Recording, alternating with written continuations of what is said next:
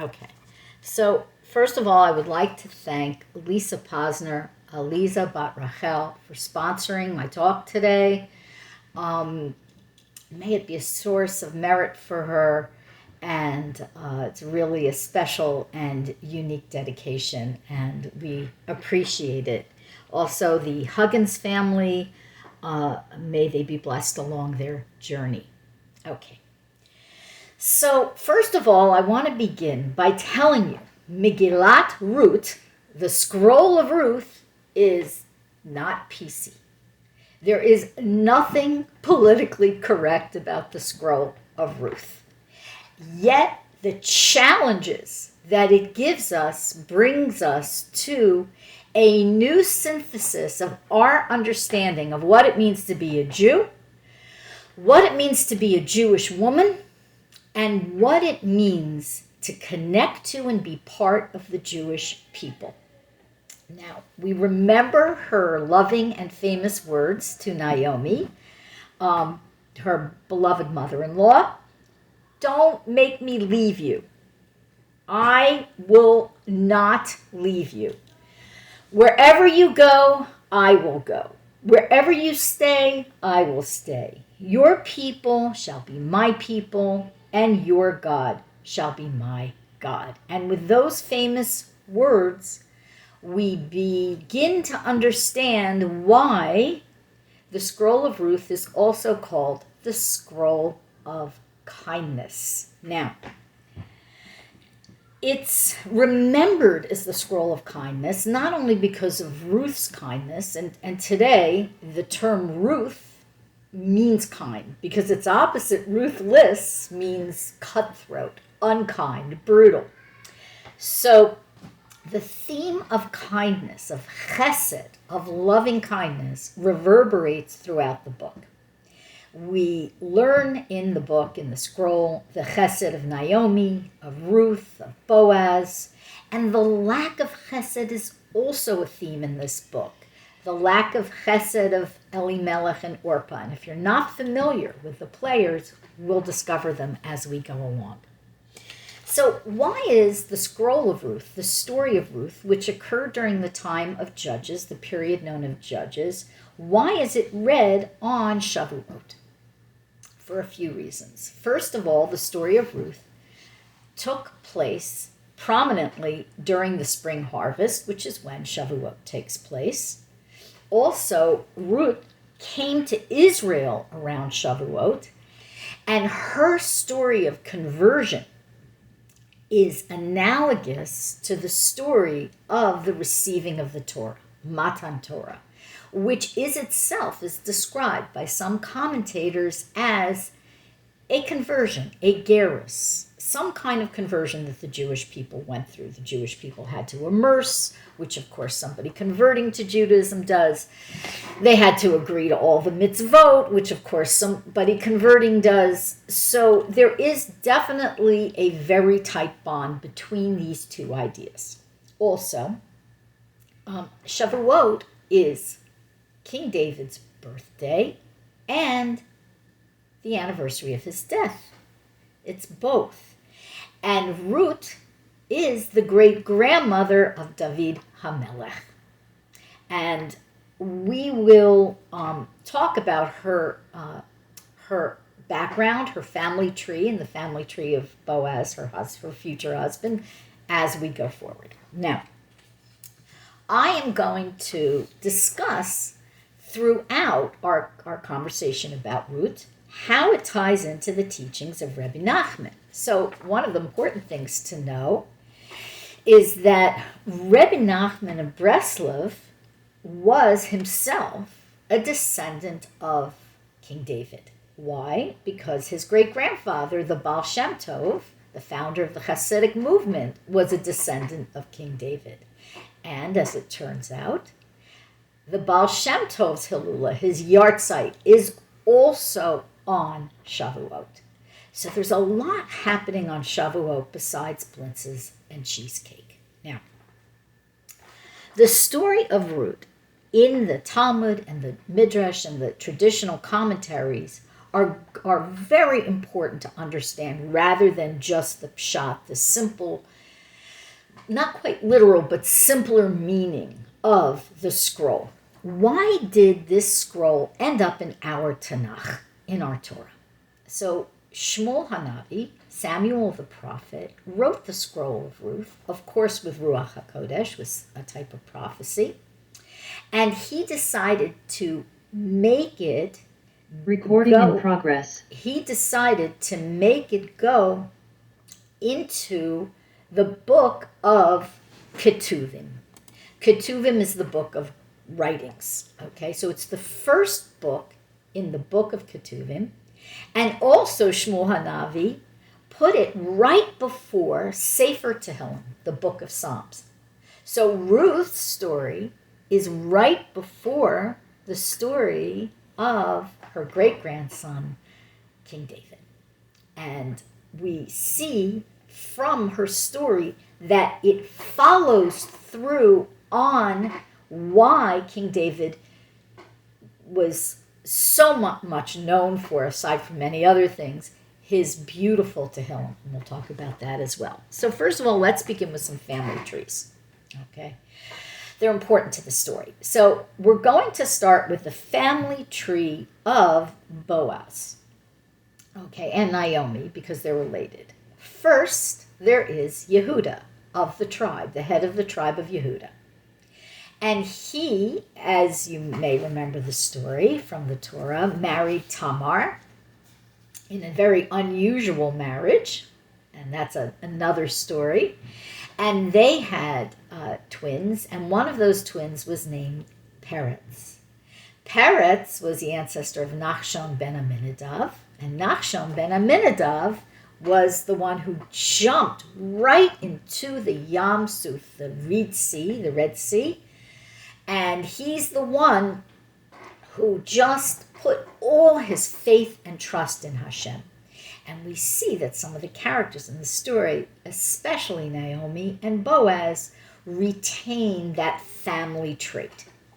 Next, Nachshon ben Aminadav had a son named Salmon, and he had, and Salmon had a child named Boaz, and Salmon was also the brother of Naomi's husband Elimelech, her husband, which we will talk about.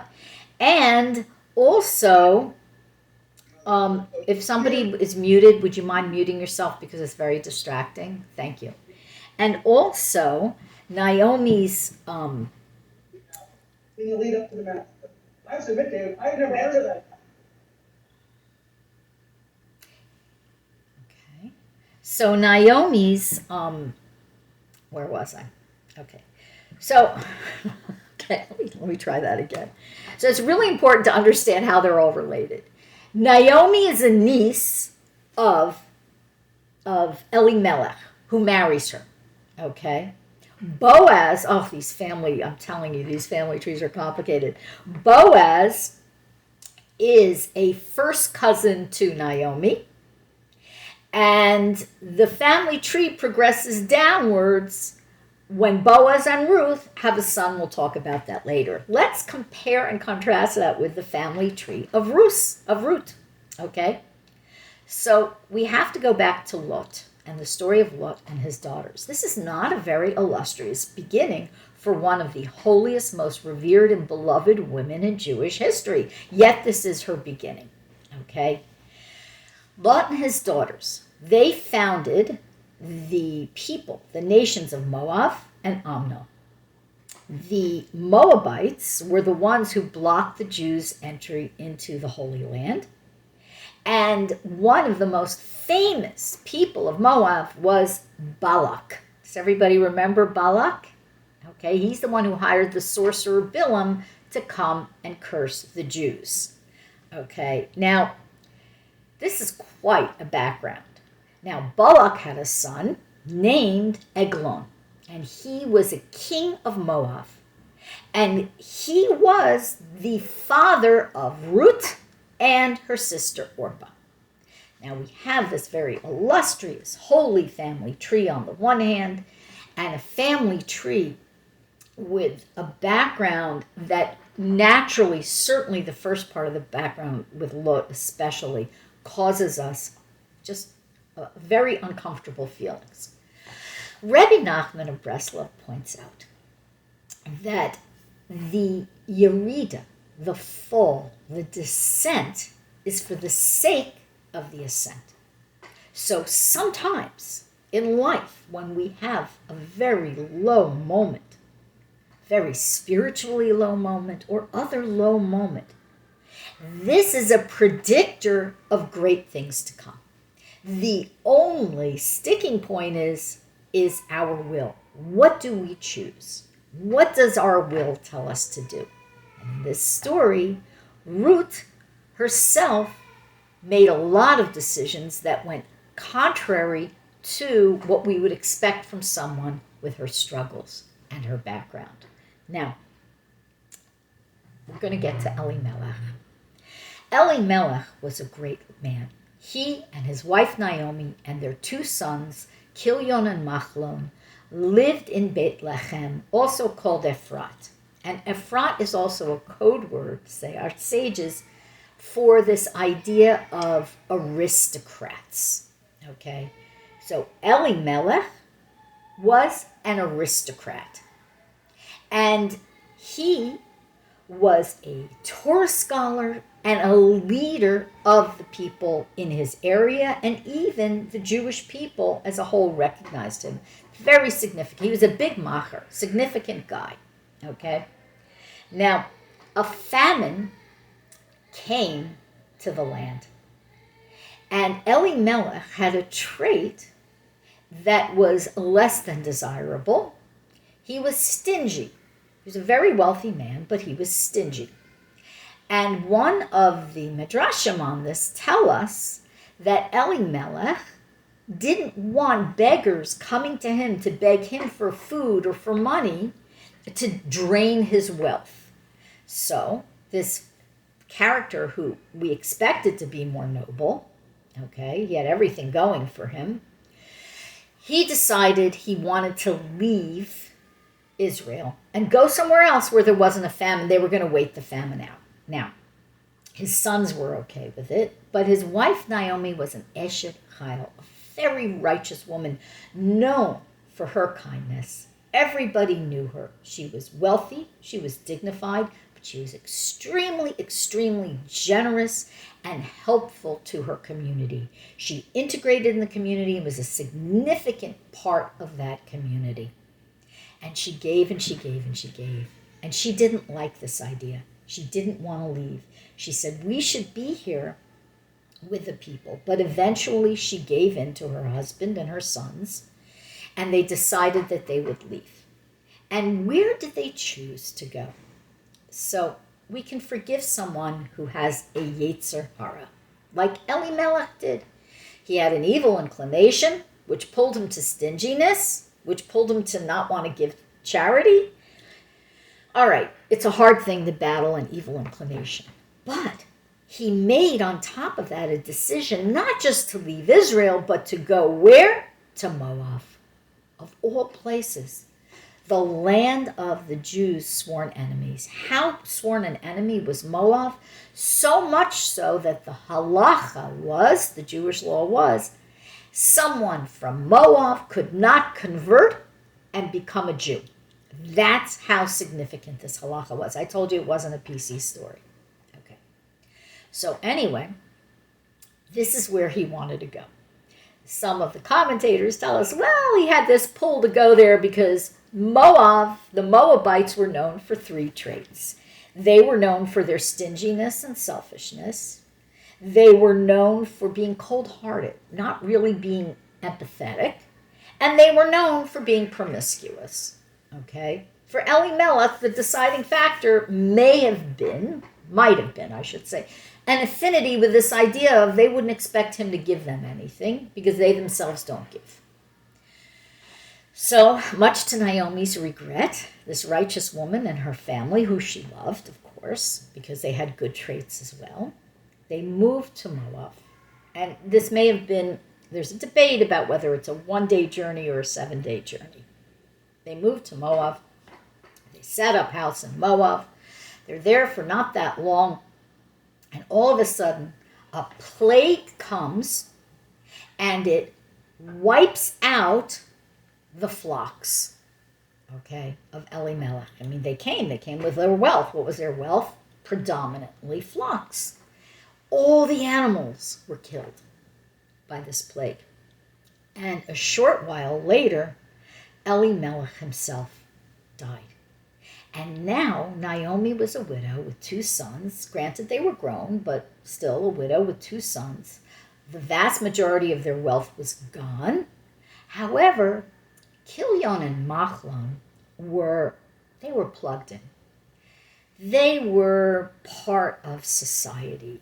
When they moved to Moab, it's not that they didn't keep Shabbat and eat kosher, they did, but they just became culturally very enamored of Moabite society, and why wouldn't they? It was a fun-loving society. There was theater, there were parties, there were nightclubs, whatever there was. It was a lot of fun, and they were drawn to it. More than that, they were drawn and absorbed by the elite class because they themselves were aristocrats in Israel.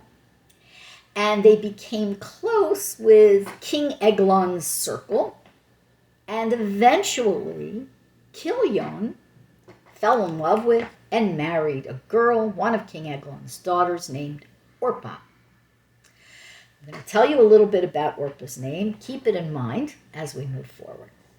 Orpah, the Zohar HaKodesh tells us, can also be read as Oref, which means the back of the neck, okay? And it can also be read as Pe Ra, which means a bad mouth, an evil mouth, a mouth full of blasphemy. Why is this relevant? Because Orpah's son, eventually, we'll talk about it, hopefully we'll have time to talk about it a little bit, was Goliath. That was her son, the enemy of David, who David slew. Okay, now, Orpah married Kilion, and a short while later, Machlon fell in love with Ruth, who was Orpah's sister, who was also a daughter of King Eglon, and the 2 princesses got married, and they lived in the home of Naomi, and Naomi was devastated. Why? Because they weren't Jewish girls. And she knew that the grandchildren she would have from them, according to Halakha, would not be Jewish. She had nothing against the girls personally. Okay, that's important to keep in mind. So after approximately 10 years, they had no children. No children were born to either couple. And Kilion and Machlon died young. And Naomi, who had been keeping her distance, according to the Midrash and the Talmud, keeping her distance from these marriages and these girls, she decided that she had nothing against them now. They were widows like her. It's not their fault. Nothing was their fault. You know, they weren't Jewish. It wasn't their fault by any stretch of the imagination. And she was able to embrace them as 2 young widows and was very good to them and invited her to stay in their home. She said, you don't have to leave just because your husband's died, my son's died. Stay here. And she took good care of them. She gave them a lot of love. This is the chesed of Naomi. She was able to see the good in these 2 women who had caused her, unwittingly it's true, but had caused her so much pain. Naomi didn't hold a grudge. She looked for the Nakuda Tova, the good point, as Rebbe Nachman tells us to do. And she saw it in them both. They were loyal to her, they were good daughters-in-laws, and she became close with them. But all Naomi wanted to do was go home to Israel. Her heart was in Israel. Her heart was with the Jewish people. And she felt she had stayed long enough in Moab. And she had stayed because of her family. That's why. And what happened was she heard through the grapevine that Hashem had lifted the famine. He had forgiven the Jewish people for whatever it was. It was the time of the judges, and there There was a lot of ups and downs during that time. And the famine was over. And Naomi decided to go home. And the Midrash tells us that she didn't want Ruth or Orpah to go with her, not because she didn't love them, but because they were princesses of Eglon. It was their father. They were princesses of Moab, and they were culturally very difficult. And she felt that it would be uncomfortable for them, unpleasant for them to come to Israel and be reduced to even more poverty. Okay? If whoever's unmuted, would you mind muting yourself? If you don't mind, thank you. Appreciate it. So anyway, Naomi snuck out, according to the Midrash. She snuck out early in the morning or very, very late at night. And suddenly, Ruth was awakened. We have to remember, Ruth had prophecy. Okay, she had Ruach HaKodesh. Something woke her up. Hashem woke her up, and she went to see if Naomi, her mother-in-law, was okay, and she was gone. So Ruth quickly woke up Orpah and said, Naomi's gone. We've got to go see if she's okay. Where did she go? So both young women ran out of the house, and they saw Naomi going up the road with just a little package on her back. They said, where are you going, Naomi? Where are you going, our dear mother-in-law? And Naomi said, listen, my dear daughters, she called them her daughters, I love you both, but I'm going back home to my people. You stay here. And then this big, one of the most momentous scenes in Tanakh takes place.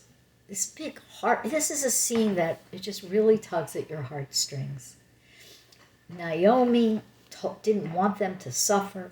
She told them to go back. They insisted on staying with her, back and forth and back and forth and back and forth. And they kissed her, and Ruth said, I'm going with you. Wherever you go, I will go.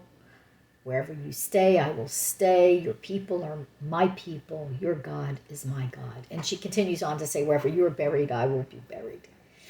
And she not only accepted Naomi out of love. That's one thing. It's a very good thing to love someone. But she loved Hashem. She had been around a Naomi enough to absorb in all those wonderful character traits of Naomi, and she just fell in love with Hashem and Torah and the way of life. Okay? Even though her background was such to not predispose her to find an alignment with this, her nature drew her to it, and her will, her ratzon, her bechira, her ability to make a free choice, allowed her to make this choice. So what about Orpah, very briefly? Orpah also loved her mother-in-law, but she kissed her. The Midrash compares the two kisses. Actually, it's not the Midrash, the commentary compares the two kisses. Orpah kissed her goodbye. Ruth and Naomi had a kiss of togetherness and love and continuation of the relationship. Orpah gave a kiss of farewell, and she said, yeah, you're right. It's not for me. But the second she turned her back, that's, remember the scruff of the neck, the orif, the second she turned the back of her neck on Naomi, a change came over Orpah. She ran back to Moab, and it's described in the Talmud. I'm not going to repeat it here, Sota 42b, for anybody who's interested. What she engaged in, the kind of immorality she engaged in, she could hardly wait to go back to Moab and to be free. And she embraced the culture immediately, the lowest aspects of the culture, not even befitting a princess. The second she threw off the good influence, which also teaches us the importance of being around a good influence. So anyway, Orpah, it is said, some say she conceived Goliath that evening. I don't know, but whatever. We move on from her. Now we have Ruth and her beloved mother-in-law, who she calls mother, and Naomi calls her my daughter. and they make their way towards Naomi's old town. Now, Naomi, as I mentioned before, she was before a very regal woman, a member of the aristocracy, very wealthy, very well dressed, had beautiful jewelry, generous, but she was also very dignified herself, was obviously a woman of means. Here she is showing up in Bethlehem in rags, in tatters. The people didn't necessarily even recognize her. And the women on the road, when they saw her, they were stunned that it was her, and they said, "Are you angry at God?" And she said, "No." She said, "My sorrows have brought me closer to Hashem." She said, she felt guilty. She felt complicit. It wasn't her fault, but she felt she should have taken a stronger stand and at least put her foot down about Moab. Okay? At least if we're moving away from Israel, let's not move to Moab. But she felt that what Hashem did was just. This is such a difficult lesson for everybody. Who hasn't known suffering? We've all had suffering in our lives. Some have had a lot of suffering. How many of us can say, "Thank you, Hashem. Your suffering has brought me, my suffering has brought me closer to you." Okay? It takes someone reaching deep down inside to be able to do this and to believe this. It can be done, but it's difficult. But we all have this test, one point in life or another. Okay, next.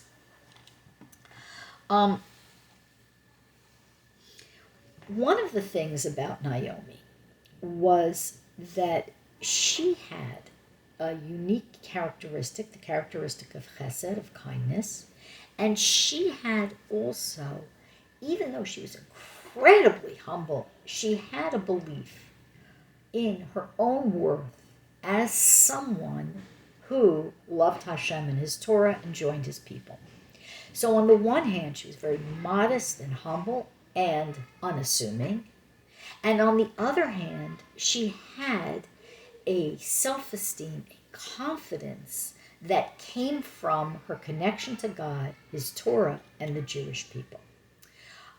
Rather than spend too much time on this aspect of the story of Ruth, because it's so important to hear the story of Ruth all the way through before Shavuot, I would like to encourage you to learn Rebbe Nachman's lesson. It's called Azamra, which means I will sing.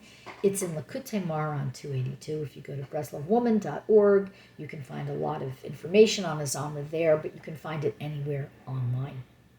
And we'll learn and take in this idea of understanding how to believe in ourselves and using the connection with Hashem to embrace a view of self that's eventually like Ruth's. It's a mixture of humility and self-confidence and self-esteem. And the self-esteem combined with the humility is the kind of self-esteem that a Jew is said to have. Again, Ruth embodies this. Okay, now, Naomi tells Ruth, as they move in, they're in a shack by the side of the road, she tells Ruth about her cousin Boaz. And she says, "Listen, let me tell you about my cousin. He's head of the Sanhedrin. He's a shofet. He's a judge. Being head of the Sanhedrin, by the way, is like being the head of the Jewish people. He's called Ivtsan, which is related to this term Av Letzon, father of the flock. He is a pure and fine character. He's totally righteous and free of sin. He's very wealthy. It's also important. And he conquered his Yetzer Hara. He's just the most wonderful tzaddik you could meet. And she says to her, "Listen, Ruth, there's a mitzvah of the Torah called leket. Leket is a mitzvah in which people who own fields of grain, if they drop one or two stalks of grain, they are not allowed to pick it up. They or the people harvesting their fields, they're not allowed to pick it up. Because why? Because those stalks must be left over for poor people to come and gather." She says Boaz owns a field, and he doesn't allow the wild partying that goes on in the other fields to go on in his field, and I'm going to go over there and I'm going to collect the leket. Okay? I'm going to collect I'm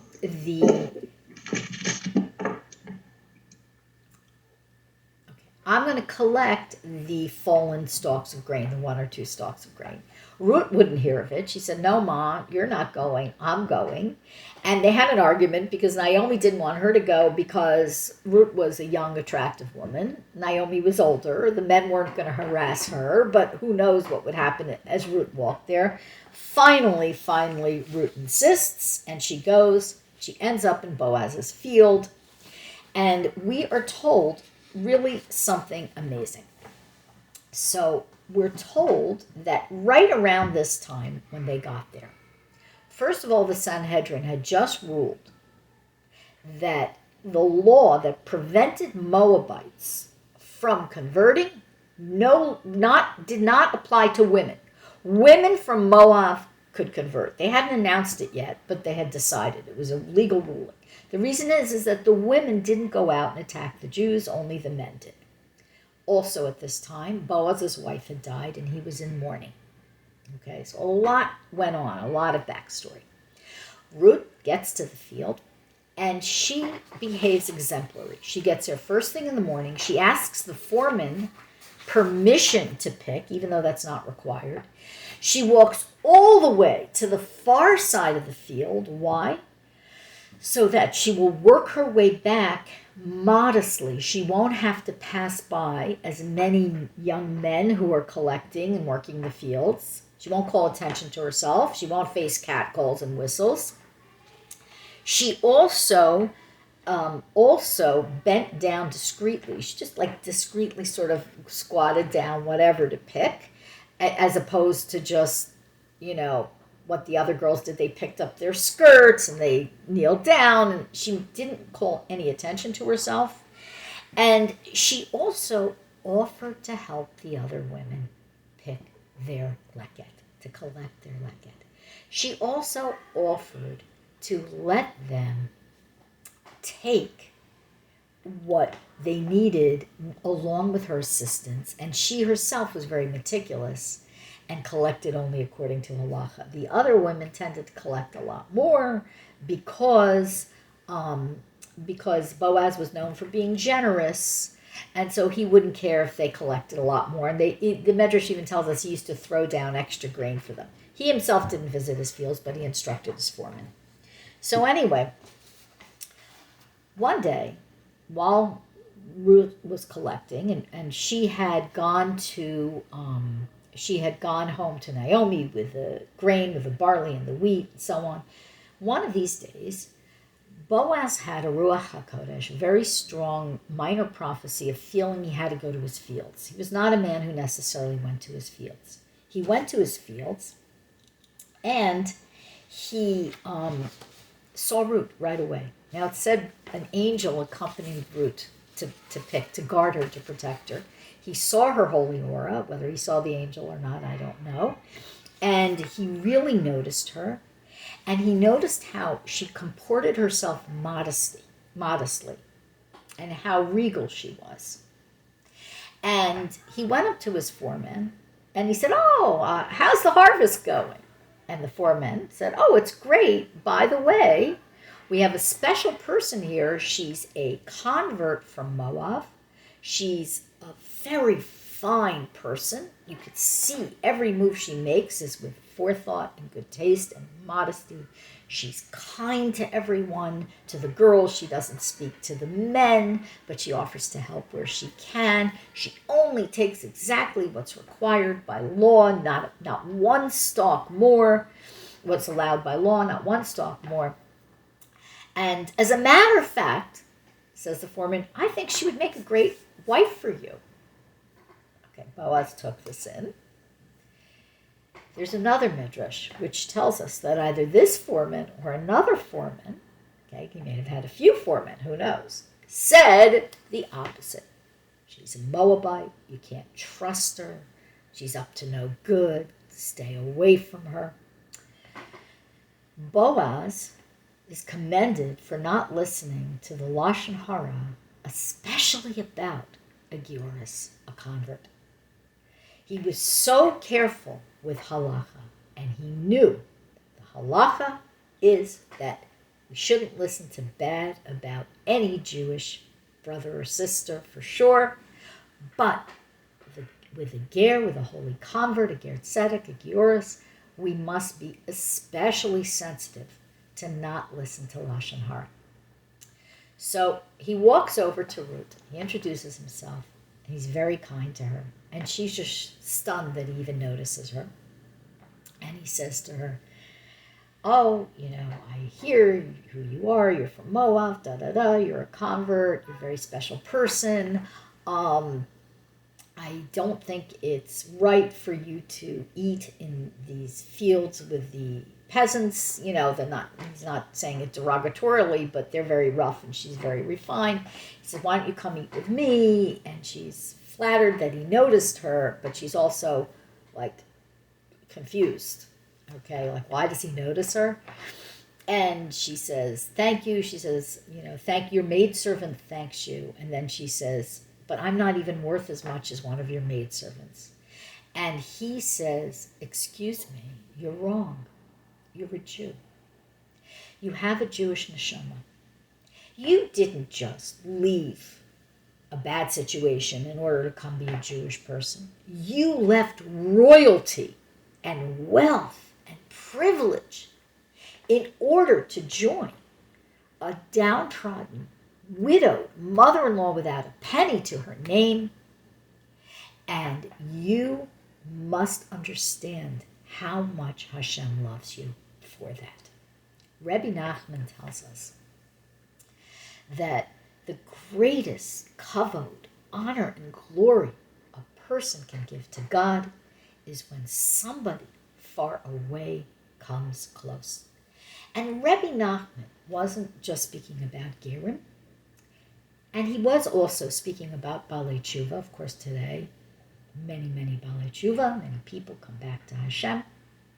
He was also speaking about each and every Jewish person, because as I mentioned before, we all have a Yerida now and then, a descent now and then, where we fall away from Hashem. Unfortunately, it happens. We get depressed, we get angry, we get jealous, all these negative character traits push us away from Hashem. We fall, and then what happens is we come back. And we come back even stronger. And when we come back, when we have the Aliyah after the Yerida, we come back and come up, we bring not only glory and honor to Hashem, we also bring and inspire nachas. Nachas is nachat, pleasure. You give Hashem the pleasure of a child. So when somebody far away from Hashem comes closer to Hashem, no matter how close, even an inch closer, it gives Hashem the pleasure of a parent and a child. So anyway, Boaz wanted to explain to Ruth who she really was. And because of this, she did begin to believe in herself more. As we'll see, I have a few more minutes because we started a bit late and I want to be able to finish the entire story. Okay. So what happened is that both of them had the prophecy that Mashiach was to be their descendant. Okay. And therefore, what happened next was Ruth went home. She told Naomi what happened. And then for 3 months, she went to gather grain and she never heard from Boaz. So Boaz was finishing up the mourning for his wife. He also wanted to make sure that the law about the Moabite converts was known, that women could convert. And in the meantime, at one point, Naomi said to Ruth, here's what I want you to do. There is this concept of levirate marriage. We can't go into it now because we won't have enough time. But Ruth had to be redeemed by the nearest living relative of her former husband who had passed away, Machlon. At the time, they thought it was Boaz. It turned out to be someone else. That's part of the story. It's tangential to our points today, so please look it up for yourself. It's quite interesting. And Naomi said to Ruth, here's what I want you to do. I want you to go to the threshing floor late at night, where Boaz will sleep. Threshing is when they take the grain and they pound it and they separate the grain from the stalk. Okay, it's part of the process of the harvest. And I want you to go there, and I want you to anoint yourself and wear fine clothes. First, go immerse yourself in the mikveh, anoint yourself, wear fine clothes, look beautiful, perfume, whatever, and go there. And I want you to lie down by his feet when he goes to sleep and uncover his feet, ostensibly to remind Boaz of this redemption of levirate marriage, which involves a ceremony called chalitza, which involves taking off a shoe. It's a little esoteric for here. The point is that this is what Naomi told Ruth to do. If Ruth had just humility and was just self-effacing, she could never have done it. If she had just self-esteem and confidence, she couldn't have done it. Why? She was self-effacing. She would have been too embarrassed to do it. And if she was just all about me, full, so I can do anything, not a problem, she would have balked at this idea of sneaking in the middle of the night. She just would have said, go up to him, we'll have a conversation like adults. No, she had this perfect blend of humility and self-esteem. That's what holy self-esteem is, this perfect blend. She listened to her mother-in-law, who she treated as a mother, Naomi. She didn't anoint herself on the way there. She waited until she wanted to be modest. She waited until she went into the barn where the threshing room was. She waited till Boaz went to sleep. She uncovered his feet. She lay down by them and covered his feet, and he woke up in terror. He didn't know what was going on. He saw that it was Ruth, and he said, what are you doing?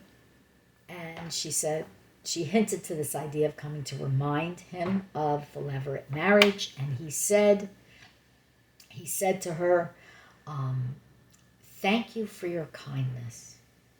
Why? Because Ruth, even though Boaz was an old man, the Midrash tells us he was 80 years old approximately at that point, Ruth had chosen him because he was good and he was righteous, and because she had a prophecy that they would have a very holy union. And Boaz still thanked her for her kindness. He didn't take anything for granted. And he said to her, wait here at night, even though this is really a problem in Jewish law. This is called yichud. A man and a woman shouldn't be alone in a place together privately. But this is the, excuse me one second, but this is the very unusual story of Ruth. She waited all night. He spent the whole night in terror, lest his Yetzer Hara, his impulses and desires, would take over him. Okay? It was a very big test for him. It was as big, if not bigger, than the test of Yosef and Yosef HaTzadik and Potiphar's wife. And in the morning, he's helped her sneak out. She disguised herself as a man, which is also a questionable thing to do. There's all these Kabbalahs on this. And she went back to Naomi. And that day, after another redemption almost took place, side story, tangential again to our point, they got married, and they had a son together named Ovid. Now, Boaz, it is said, died on their wedding day, wedding night, or the next morning. He might have lived a little bit longer. It's not 100% clear. However, Ovid is Naomi's reward for her kindness, Ruth's reward for her kindness. Ovid means a servant. The implication was she was a servant of Hashem. What's so spectacular about this is that Naomi and Ruth didn't name her. Who named her? The Jewish women of the community. Didn't name him Ovid. The Jewish women of the community named him Ovid. They got together and they decided, like the father Boaz, he was a servant of Hashem.